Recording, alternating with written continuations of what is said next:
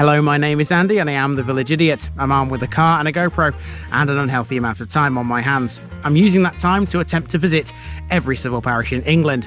You're watching the Newark and Sherwood series, a district of 84 civil parishes right in the centre of Nottinghamshire. Come with me as we delve into one of them. Apologies again, people, it's another wind-affected intro, this one. I'm stood on the banks of the River Trent trying to explain that this is the second one we've ever touched which has a population of 0. I'm standing on the border between two parishes and they are... I'm standing on the border between Besthorpe and Meering.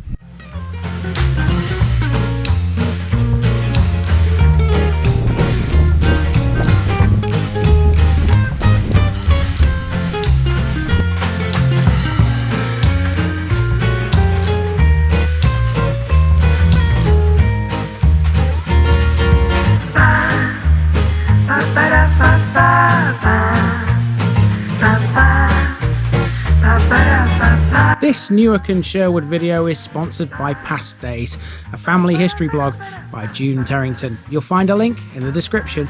Here's my disclaimer for people who may be watching me for the first time. I say things as I would in my native accent and dialect. As a result, I may not pronounce things in the same way as the locals do. Remember, I'm a visitor. It's impossible to know everything. Leave me a comment, spin me a like and bash that subscribe button. Let's get to today's parish video. Meering is quite the unusual civil parish. It's one of only 8 in the entirety of England with a population of 0. It's also the only parish in Nottinghamshire with no residents. It has had a population though, but never one more than just single figures. It was originally an extra parochial area bounded by the River Trent to the west. To the east, a lagoon and a brook separates it from Girton, with which it shares a parish meeting. To access Meering, you have to go through Besthorpe using Trent Lane. This is why I didn't go to the River Trent in that episode last week, because you'll be seeing quite a lot of it down here. Trent Lane starts off as being a pleasant country road, but things quickly change. It becomes much more bumpy and turns into a byway, which is all okay for the purposes of driving. There's no law that prevents a motorised vehicle from driving down one of these.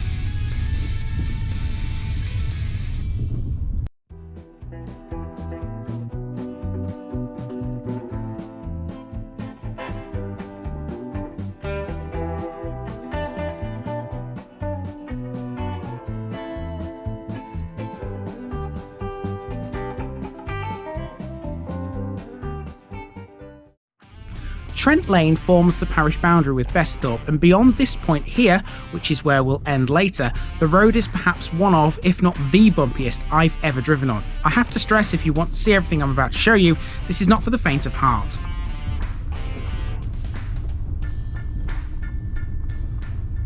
I'm not going to lie, people, this is one of the bumpiest roads I think I've ever driven on. It is perfectly legal to drive on it though. It's not a bridleway or a footpath or a restricted byway. This is a full-on 100% byway, which means I'm perfectly allowed on it. Oh, in the car, wow. Kind of wish I was walking it though, to be honest. You might be wondering by this point, why would anyone want to access a place with no population? After all, there's never been a village in this part of Nottinghamshire, so is it worth all the bumpiness? Turns out it is. Oh, Jesus wept! Despite there never being a village here, human activity in this area used to be greater. To understand why, we need to go all the way to the end of the road to find Besthorpe Trent Vale Nature Reserve. This is divided into 2 distinct parts. To the south and lying within Besthorpe's boundaries is Mons Pool, which includes Besthorpe Meadow next to Collingham Pits. Meering Marsh, though, is what we're interested in here. Both sites are managed by Nottinghamshire Wildlife Trust and were subject to habitat creation and enhancement works during 2011. The site is an area of naturally regenerated land. This whole area to the east of the Trent was lined with quarries. This particular area used to be a former sand and gravel quarry called Meering Works. The western part of the site was, until 2011, an area of old silt ponds which had become dense willow scrub and dry reed bed, but the works cleared, excavated and reprofiled it. The whole site lies to the eastern side of the River Trent and borders Smithy Marsh, the detached area of Sutton-on-Trent, which got a brief mention in that episode. You can walk back into Besthorpe from here using a footpath over a field.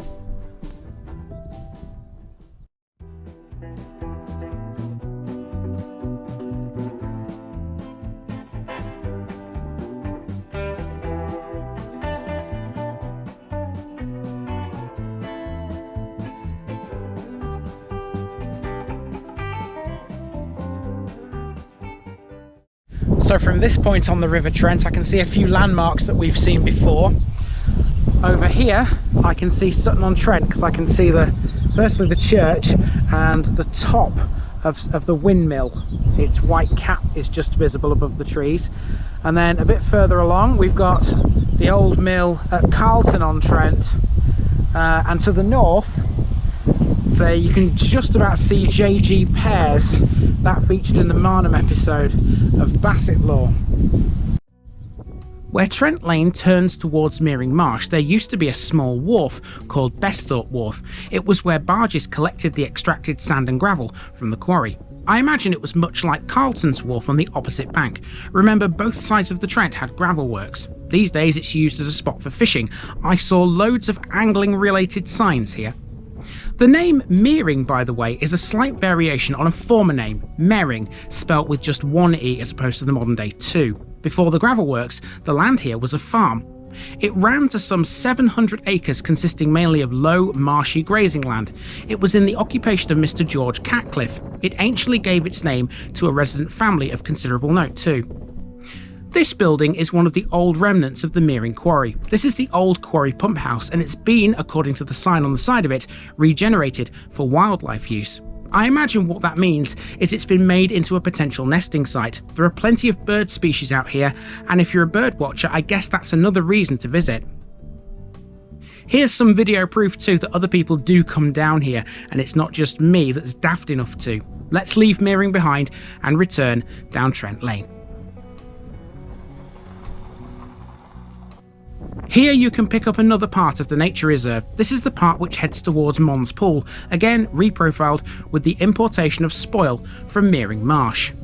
It has some shallows and low islands. The footpath towards it is termed the Trent Vale Trail, and it runs between Besthorpe and Collingham. It's accessible for all, according to this sign.